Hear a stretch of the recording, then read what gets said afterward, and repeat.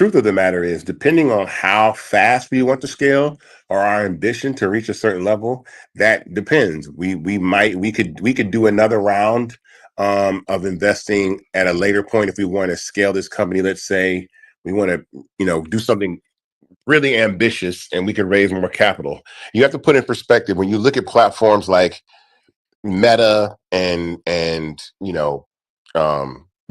These companies have raised billions of dollars to build the companies that they've built. But remember, billions of dollars is not 20 million, which Fanbase has raised right now. So imagine if you've invested in a company where they raised 20 million. If they're able to go out and raise billions, the company's going to be worth way more if they're going out and investing, if they're raising billions of dollars. And so that just depends. But what I can say is the $17 million from this round definitely gives us a path to be aggressive in really building the best platform for content creators. And I know that it's something that we have to, and especially myself, have to hold all the time is the customer experience, the user experience, the things that people want in Fanbase. Trust and believe. I'm a perfectionist. Ramiro's a perfectionist. We want to build the best product available, but capital is really the lifeblood of scaling any business. And you got to understand that it takes a lot to do some of the things that a lot of people want to happen in the platform and how fast they build. So no excuses are made. That's why we're raising the capital. But you got to understand it's platforms that have raised $300 million, $400 million, and still haven't been able to deliver a tenth of what Fanbase has been able to deliver when you compare it to what other platforms have done. So I always give credit to the entire team at Fanbase, because I say we make a small amount of money, and $20 million is not it's not nothing to scoff at. But in terms of raising capital and scaling a business, is an enormous amount of capital that is needed to scale these businesses. And we make this app look a lot more expensive than it actually is. Amen to that. Thanks for sharing that. There's a few other questions that I'm going to wait to mention them because we do have those topics coming up. But I do want to take a pause from questions and talk a little bit about the perks, because I do see several questions on the perks. So I might be able to answer all of those at once. All right. So there's obviously a lot of reasons why you should invest in Fanbase, and we're going to be talking about that. But there's also perks depending on how much you invest in Fanbase during this round. Okay. Let's start by saying that if you are an existing investor that have invested in any of the prior 3 rounds, you get automatically, no matter if you invest the minimum $3.99, you get automatically a 10% bonus shares. Okay, so any prior investor that wants to invest again in this round will get a 10% bonus shares. Then we have 5 tiers that, depending on how much you invest, you get different perks. And I'm excited about that because we are actually finally getting all the merch, and we're starting to distribute all the t-shirts and all the perks. And I think we're finally catching up because we have a lot of investors claiming those perks as well. Tier 1, which is $600 or more, you will receive an early access to Fanbase features. We are going to be bringing a lot of different features this year. You're going to be the first ones to know about it. You're going to be able to play around with it and give us feedback. So you're going to be the first to do that. If you invest $1,000 or more, tier 2, you will receive also 10,000 labs that you can use to support creators and contents inside the platform.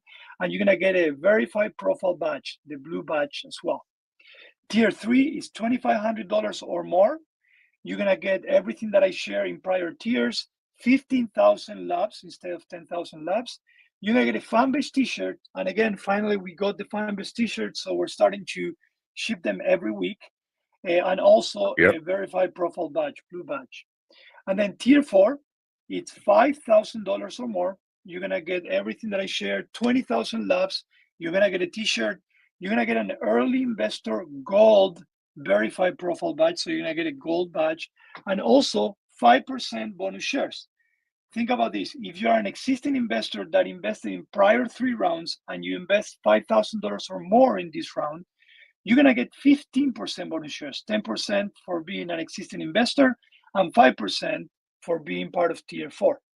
And then last but not least, tier 5 is $10,000 or more. And you're going to get everything that I share, 30,000 labs. You get the t-shirt, the gold verified badge. You also get access to a private dinner with us once we close this round, because we are going to close this round to celebrate. But also you get 10% bonus shares. Again, going back to the example of tier 4, if you're a prior investor, you're going to get 20% bonus shares if you invest $10,000 or more in this round. 10% for being an existing investor and 10% for being a part of tier 5. Okay. If you have invested and you are a confirmed investor, we ask you, and you would like to claim these perks, of course, we ask you to please reach out to support@fanbase.app or shake your phone. Let them know about your investment. We'll do some quick verification, and then we'll be able to assign those perks to you. When you invest, you automatically get those bonus shares when you invest. But when it comes to the perks, please reach out to us. We're actually working to make that a little bit more proactive. But in the meantime, please reach out to us, and we'll be very happy to give you those perks. All right. Hopefully answer some of those questions around the perks that you had out there. Did you talk about perk stacking? Oh, no, I did not. Thank you for Yeah. that reminder. So we do honor multiple investments. So we do stack the perks. Now, what we cannot honor are the bonus shares, because those are controlled by Start Engine. But if you, for example, invest $600 and you're part of tier 1, and then next month you invest $2,000, we're going to be stacking those two, and we're going to be honoring you into, for example, a tier 3. So if you want to get any of these perks, you still have time. All you got to do is invest again. You can invest as many times as you want. Reach out to us. We'll be able to stack all of those and make you part of the right tier, so we can give you all those perks as well. Okay. Someone asked something interesting, Isaac, and I think it was based on what you mentioned about some investors don't or not confirming the investment or not seeing the email. Do you track the number of people that want investment refunds, for example? So we do. So it's not a very often that someone will say refund. We do know those investors that did not confirm their investment. What we do, and Start Engine does that as well, we try to reach out to them and let them know, because like Isaac said, a lot of times those investors think they're invested and they forgot about it. And then when they realize they're not investors, they get upset. So we are actually reaching out and helping Start Engine in reaching out, so they know that they haven't confirmed their investment. That investment has been canceled, so they should reinvest in Fanbase again. Okay.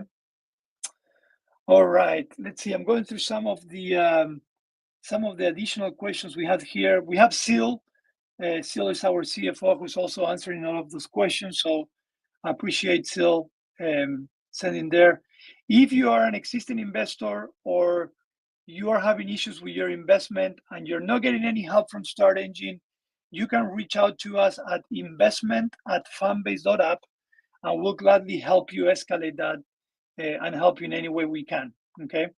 We meet with Start Engine every week, and we bring those cases that we feel that Start Engine is not able to handle or solve. Okay. All right. Let's see. Well, I think it's a good time to transition, Isaac, and we can come back to the investment questions, because we have a lot of new users in here. Okay. And some users saying, hey, I'm new here. And some of them have said, I'm an investor. I'm here. I'm trying to figure out how to make the best out of Fanbase. What are the first steps that any user should be taking in Fanbase to get closer to that minimum payment? Oh, you're asking me that. Yeah. So yeah, well, first let's talk about the new payment threshold. So this month we lowered the payout threshold to $5, which is probably, I think, the most aggressive payment threshold out there. So that means anything over $5 made on Fanbase gets deposited in your account at the beginning of the month, which is pretty good. And I think that's important because we're seeing that content creation is becoming a career. It's an opportunity for people to really make money, and can become a sustainable living made, especially based off subscriptions. Now, it's harder to become a sustained content creator based off ad revenue because those payouts fluctuate. I saw something, I think yesterday, that YouTube creators are saying that their payments are a lot less than they used to be. And so that predictable income is hard to determine when you're getting something like bonuses or ad revenue, because that's not guaranteed. What you can count on is once someone has subscribed to you for 30 days, you know you have that subscriber for 30 days. And if you do what you got to do to keep them and grow your subscription community, you can build a sustainable business that's a lot more predictable than ad revenue or bonus revenue, right? So when you come on the fan base, there's some best practices that we tell everybody to participate in just to have the best advantage of actually getting the best out of fan base that you possibly can. The first thing we tell everybody to do, honestly, is make a fan base profile, create a fan base profile. Once you create a fan base profile, you're part of the community. Now, when you do that, you could start, you know, navigating around the app, participating in and using the platform. But we suggest you do something as a second step, and that's actually migrate your content from one of two places, Instagram or TikTok. And the reason why that's important is because you look present and visible. So when we're on these platforms and we see, like, if anybody in here right now in this room has a gray F as a profile icon, it would help if you actually added a profile picture to really connect with the community and the audience on this call or in this platform, to know who you are, so it doesn't look like a burner or a fake profile or whatever. So when you migrate your content over from Instagram or TikTok, we bring over your profile picture from that account, your bio information, and all the content up to 1,000 posts. So that's photos, reels, long form videos, all that stuff gets brought over to Fanbase. And so that takes care of a couple things. One, now your page looks present and populated, so you look like you're actually in the community, which is great. Two, you actually have put your content in a position to get love, which is the way people tip on Fanbase. So you like, which is free. Liking on Fanbase is free. It does not cost to like, even though people confuse the heart on Fanbase with a like button. Love is what we do. And when you love someone on Fanbase, you tip them. When you like them, you like their content. So that's important. So now your content is a position where people can actually tip you for it. And people are transactional on these platforms. People are transactional on Fanbase. They will show love. They will get to, matter of fact, Ramiro is probably giving somebody love in the chat since this room has started. And that's just what we do. Next up, you want to pick your subscription price. The default price of a subscription on Fanbase is $4.99. The lowest it can go, is $2.99. And the highest is $9.99. We have 8 price points on the app that you can choose from. If you want to change your subscription price, you had to email support to say, hey, I want to change my subscription price. The reason we leave it at $4.99 is the most aggressive and actual profitable, just by data, the most profitable price point. That means you get more. So undoubtedly, someone will subscribe to your content for $99 a month. There will be some people that do that, but will it be enough people to build up a subscription community that makes sustainable month over month revenue? I don't know, might be, could be, but $4.99 allows you to increase it by volume, right? And that's important, because then now if you're getting $2.50 a subscriber, that adds up. 5,000 people, 12,500 a month, $150,000 a year. That's the ability to be able to create sustainable revenue based off subscriptions. Next, add your fan base profile to your social bio. So that means the link in bio thing. And this is something that we say all the time, which is important. It's not like you're just going to make a fan base page and people are just going to come and subscribe to your content and make money. In fact, content creators, primarily on platforms like Patreon and, let's say, OnlyFans, the only way that you drive content to those platforms is the link in bio. You have to market and promote the destination where you want people to go. So you can use Linktree. We have Linktree integration. You can post on your social bios on TikTok, on Instagram, on Facebook, on Twitter, on Blue Sky, on Threads, wherever you can. So if you want people to go there, you have to drive that traffic there, because organically, you're definitely going to get the community that exists on Fanbase, but you also want to leave people that are not on Fanbase to bring them to Fanbase, which is kind of what we call like eat what you kill, which is like you only get the community that you bring to the platform on those other sites. On Fanbase, you get the best of both worlds.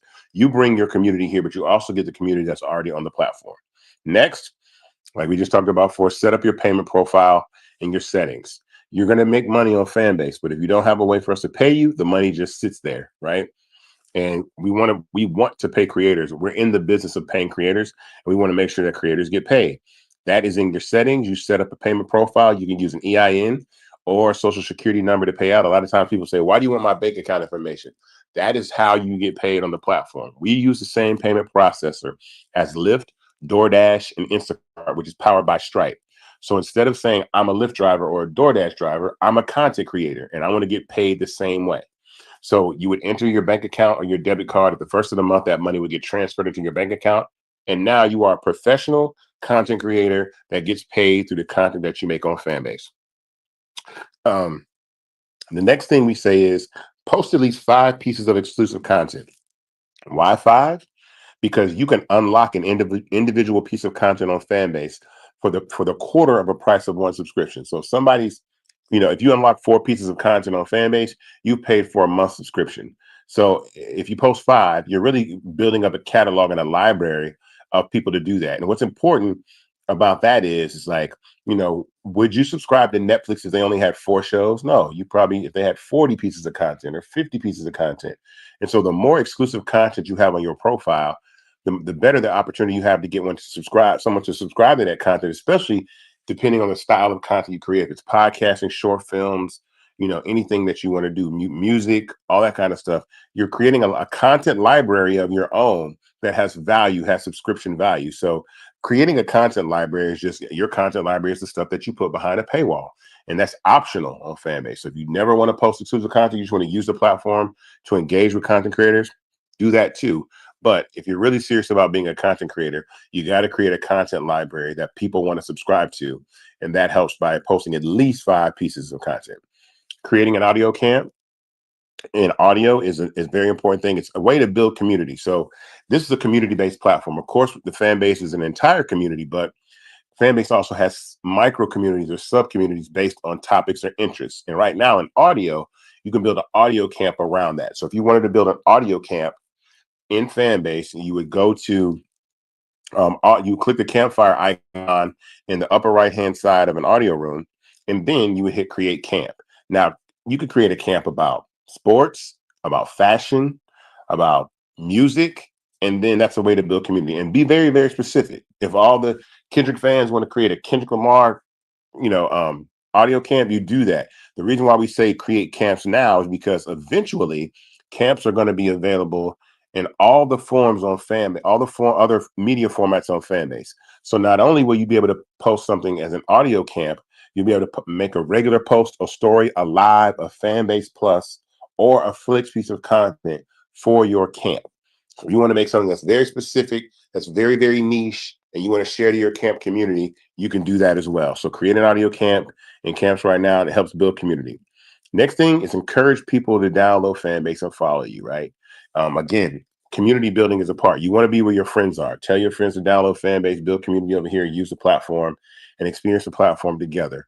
There's a lot coming in 2025 that we're doing. It's an enormous undertaking that we're on. We're on an ambitious goal to be the best platform for content creators in the social economy moving forward and in 2025. And then last but not least, ask your followers to subscribe. Here's the thing. You cannot be afraid or shy about asking to get paid for content you create. And the reason why that's important is social media spent the last 20 years convincing users that their content doesn't have any value so they can monetize it through ads. And that was all fun and games. It was cool when it was just us taking pictures of food like I did at that little taco that I had at Nobu today, right? It was cool then because it didn't cost anything to do that. But I see content creators on Fanbase that create elaborate content, skits. They're using ring lights and editing software and cameras, and that costs money. And then you take that content and you post it for free. So no, I mean, you have to provide an opportunity to pay people to pay you for the content you create, and you cannot be shy. You cannot be afraid. Have the confidence in your content and your craft to understand that people will subscribe to you for the content you create, especially if you put quality into it. But more importantly, it's your right. It's what you should be doing. You should not be giving away all of your content for free.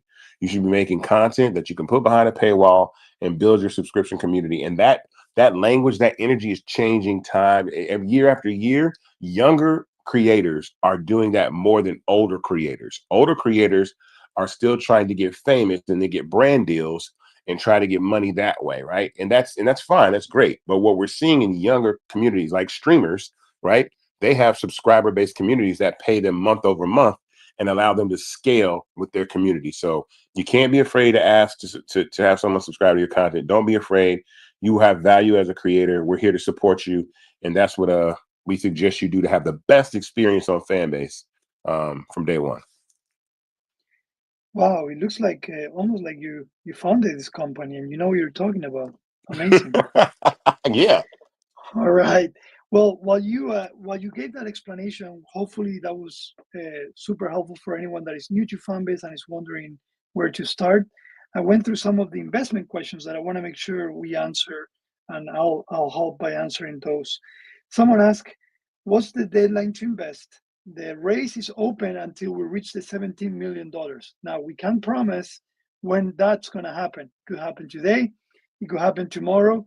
So the deadline is whenever we reach that $17 million mark, we are past $10 million. And again, we want to close that race as soon as possible. So the earlier you invest, the better chance you'll have into investing in Fanbase, right? Someone asked if this is the fourth round, and that's correct. Now, the prior 3 rounds were CF rounds. This is a Regulation A regular round, but it's our fourth round here at Fanbase. Someone, I believe, once I talked about the perks, they said, if I invest again, do I get 10% bonus shares? Now, that only applies if you are a prior investor that you invest in any of the prior 3 rounds. So if you invest in this round and then you invest again in this round, you don't get that 10% automatically. That happens if you're a prior investor. Okay, so I just want to make that clear. And then someone asked, is the Venture Club bonus the same as bonus shares? And that's not the case. The Venture Club bonus, that's a start engine layer where if you want, I believe that you can invest on other start engine options. But when you invest in Fanbase, the bonus shares, they automatically get applied to your investment in Fanbase, okay? But the Venture Club bonus, that's a separate thing. I just want to make sure that everyone understood that.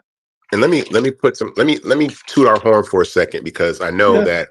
that people may not understand. Like there are a lot of times when people are raising capital, and especially like as a Black founder, please understand that anybody that's founding a business is raising capital, right? And equity crowdfunding is a way for underrepresented founders, people that don't have access to capital through VCs or angels or banks to raise capital. So I saw something, and I've seen some things online, and I really wanted to. I made a video about that, about how important that is, because again, running your business is really, really hard, and especially when you're doing equity crowdfunding. So to get to this level, let's just talk about, if you just wanted to get on Start Engine, because some people think, oh, Isaac, can you give me the money to Start Engine, the number to Start Engine so I can raise? That's not how it works. Number one, you have to be accepted. So you actually have to present to Start Engine as the opportunity to invest. That means your company has to be to the level that Start Engine feels competent that you can raise the money that you're going to raise. And only 2% of people that apply for equity crowdfunding get accepted. So out of all races, ages, demos, whatever, only 2% of people that apply for equity crowdfunding get accepted. Once you're accepted, there's a compliance process that you have to go through, even in the Reg CFH, which is extensive. You got to provide financials. You got to be incorporated. You have to do all these things to be qualified by the SEC and Start Engine to raise. And a lot of people don't make it through the compliance process to even go live with their crowdfund. Right. And so we've been able to do that successfully. Once you get in the realm of raising over $5 million, right? And in a regulation, a Reg CF crowdfund, you have to move to the Reg A level. When you get to the Reg A level, if you were to research a Regulation A crowdfund on the internet, they basically call it a mini IPO. And the reason they call it a mini IPO is the level of compliance that you have to go through through the SEC to get qualified to raise the capital is extensive. You got to be audited. How many times have we been audited now? We've been audited like 2 or 3 times. I have to assume we've done at least we've done 3 audits. Absolutely, I think so. If not 2 or 3, I can't remember, More but than that, yeah. yeah, more than that. So the us having our stuff together, and I really commend, like I said, the entire team, but specifically Sil, who's with us right now in the room, that helped us for this latest round that we've been able to do, even to the point that I'm going to toot our horn again because Ramiro gave me some information again. When you submit to qualify for your round with the SEC, they typically come back with questions, right? And that means they have to go through a review process to say, okay, this looks cool, but let's check out this, let's check out this, let's check out this. When we first launched our Regulation A crowd fund, we got something called a non-review. What happened when we got the non-review? What did Start Engine call us and say, Ramiro? What did they say? Say it again. Sorry. I said when we got when we got that first non-review to launch the first That Reg A was crowd. very, very, very, very unusual. It's very rare. It's very rare. They usually come back. They got some questions, and it's usually a whole process. And we got a non-objection from FINRA, right? So trust and believe. I'm gonna keep it 100 with you guys. As a Black founder, the last thing I want to do is try to do anything illegal or improper or whatever it is, because I know what I'm dealing with. I know what we deal with out here. So I just understand that it is really, really hard to get to this level. And Ramiro gave me a bit of information today, right? That was today that you told me, right? We happened today, right? Was that what you Yeah. told me today? Yeah. What happened today? Go ahead. We got another no review. We got another non-review from the SEC. And Yes. so again, I say Sil makes things look super easy that are very, very hard. And so Sil's the CFO at Fanbase. And so just our financials and the stuff that it takes to do this is very, very difficult. In the space that we're operating in, I want to give credit to like the entire team. But like I said, on the back end, especially in the financial side and the compliance side, Ebony, Sil, Ramiro, myself, we really work very, very hard to make this process available for you guys to be able to invest in Fanbase. And so we take this extremely serious. And so I just want to other founders out there, if you're interested in raising capital through equity crowdfunding, you got to have your stuff together. It's not as simple as you think it is. You really got to have your business together, and that's what it took before we even got to Start Engine. We had to get to a certain level, and we did that, and I'm happy we did. Yep. So we have about 9 minutes left, and I want to kind of mix one question that was asked and talk a little bit about product. For those that want to get in depth into what's coming up on the release, what are we working on the product roadmap in details, come to my Thursday Tech Talk. I do that every Thursday at 5 p.m. Eastern Time. But I want to talk about 2 of the objectives that we set ourselves when we started this race, Isaac. And I know that this is an important topic because we've raised money, we built a lot of functionality, right? We built this what I call this beautiful monster, Mm-hmm. right?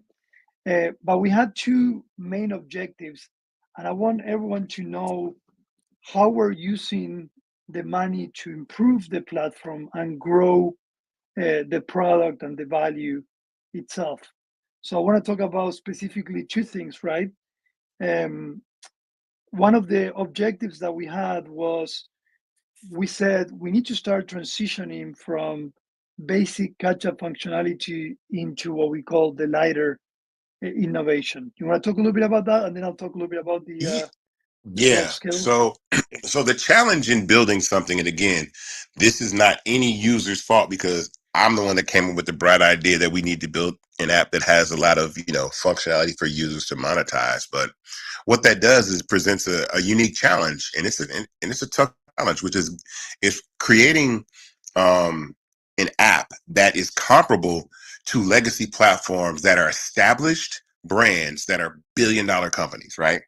And so what that means is when you come to Fanbase, you're going to expect to have the same quality, the same functionality, the same ease of use that you would get if you were on any of these other legacy platforms that have been around for 10, 15, 20 years.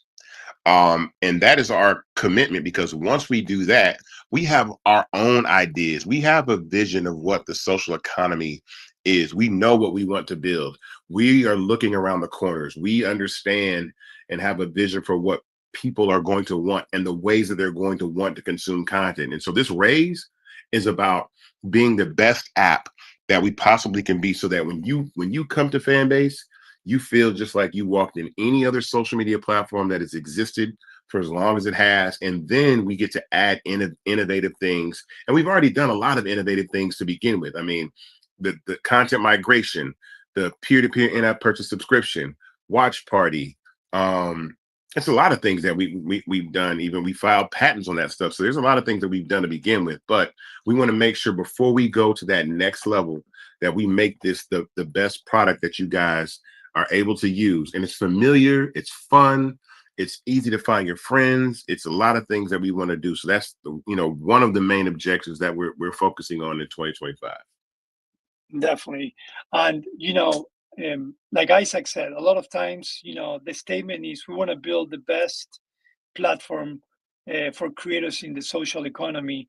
And there's a lot of things that goes into creating the best platform, right? It's not only creating features and delivering features, right? It's the user experience, is the issues that you encounter as a user. So I want to talk a little bit about also how building the best product and scaling a product is not just simply doing bug fixing. Now, we're going to be doing a lot of that in the near future. Okay.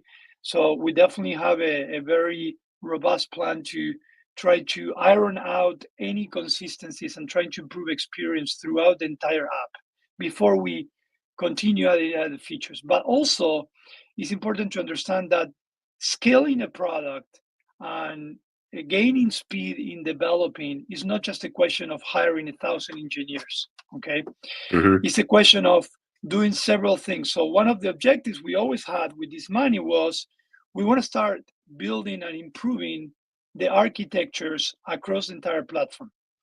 That means, when we actually work with iOS, make sure we have the latest Swift iOS, programming language and architecture. So when we do build or when we bring features, we can make those scalables and we can make them different than anyone else, right? We also talk about infrastructure. One of the questions that drove me to talk about this is someone asked, are you guys investing in infrastructure for the platform so you can be independent of other platforms as well? Well, improving architecture also means, not depending on third-party functionality, right? When you start a company and you start bootstrapping, having third-party integrations allows you to speed up your development and bring things faster. But it gets to a point where you're really trying to be different than the rest, that you have to tell yourself, okay, now it's time to start building our own, right? And that's also part of ownership that Isaac talks about it all the time. So through owning the infrastructure and scaling a product is improving the architecture, start being independent from third-party integrations as well, that allows you to give you flexibility, and also start building automation. Automation means that when you are building features, you're guaranteeing the stability of the platform across all the different functionalities, rather than have to say, okay, now I fix this or I bring this, but then things break over here, right? So becoming scalable, becoming independent, and building the best product out there does involve a lot of what we call invisible and really hard work that we are actually doing today. So as we're implementing these architecture improvements, these automations, we are going to continue increasing or growing our team, but that's how we're going to build the best product out there. From your side, the best way you can help us is continuing sharing your feedback. If you have issues, check your phone. That's the best way that we can get that information, because a lot of times just telling us, hey, this is not working for me, just leaves us for us to go out and start hunting for the issue, right? But if you check your phone and you give us more information, we can definitely start troubleshooting and make sure that we iron out everything. But like Isaac said, that's our promise, is our challenge, and that we know we're going to be achieving. So another thing to mention about this is when we work a lot on break fix and these transparent things that allows us to become scalable, we're also looking for ways to communicate that to you so you can see the value and how things are progressing every week in Fanbase. I do my Thursday tech talk specifically about, to give visibility of what we're doing every sprint, right? But the product marketing team is also working on improvements, how we can communicate, how, back fixing and UX UI is improving inside the platform without having you to necessarily have to wait until Thursday to find out about this. All right. So there's a lot of great improvements and plans that we have already to go for that, that objective of being the best platform for creators in the social economy. Okay. So get ready. There's a lot of exciting things coming up in the future. All right. With that said, we are right at the top of the hour. Isaac, I don't know if you want to share anything else or maybe do a quick recap. Yeah, I'll do a quick recap again.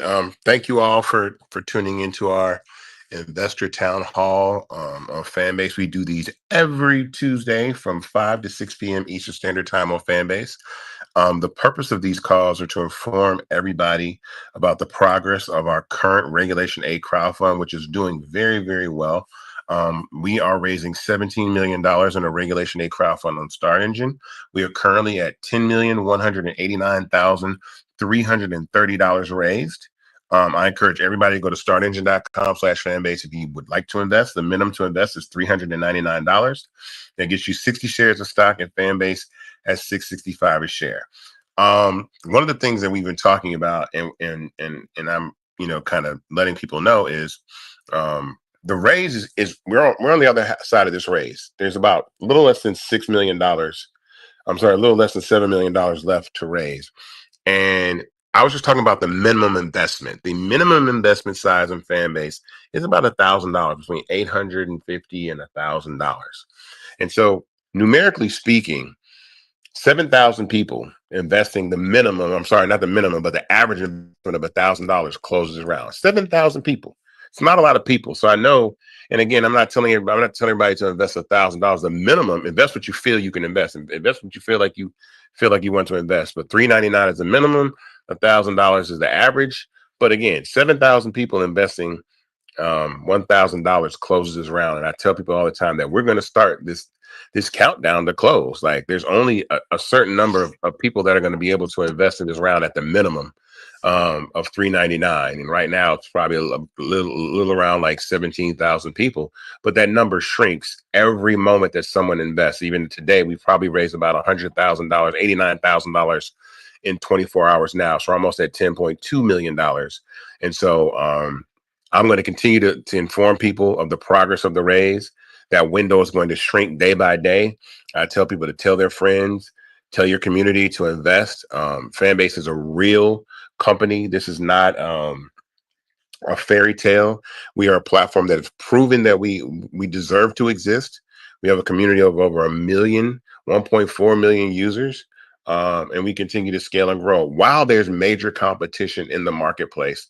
But I'm not worried about that. Ramiro's not worried about that because we're here to offer something different, and we're here to grow with the new generation of the social economy, which we will define, which we will carve out and make something very, very attractive and equitable for all users on the platform, not to shadow ban your content, not to suppress you, to give everybody the opportunity to really become a content creator in real life as a full-time job. And then the people that want to consume content make Fanbase the most entertaining, engaging, and fun place to be. So again, go to startengine.com/fanbase to invest.